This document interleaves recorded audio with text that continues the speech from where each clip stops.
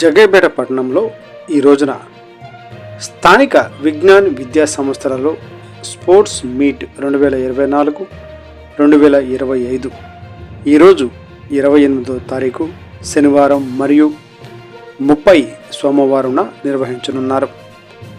School director Thanneeru Sudharani ఈ పోటీలను sports మీట్లో 2024-2025 లోగో ఆవిష్కరించి మరియు క్రీడా జ్యోతి వెలిగించి లాంఛనంగా ప్రారంభించారు.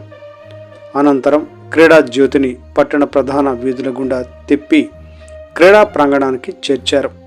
ఈ కార్యక్రమంలో ఆమె విద్యార్థులను ఉద్దేశించి మాట్లాడుతూ, నేటి పోటీ ప్రపంచంలో రాణించాలంటే ఎన్సిసి మరియు క్రీడలు వంటి రంగాలను చదువుతో పాటు అదనపు అర్హతగా ఉంచుకోవాలని, విద్యార్థులకు ఈ అవకాశాలను కల్పించడంలో మన విజ్ఞాన్ విద్యా సంస్థ ఎప్పుడూ ముందు ఉంటుందని, గెలిచిన వారు గర్వించకుండా, ఓడిన వారు కృంగిపోకుండా అందరూ క్రీడా స్ఫూర్తితో ఆడి ఈ అవకాశాన్ని సద్వినియోగం చేసుకోవాలని కోరారు.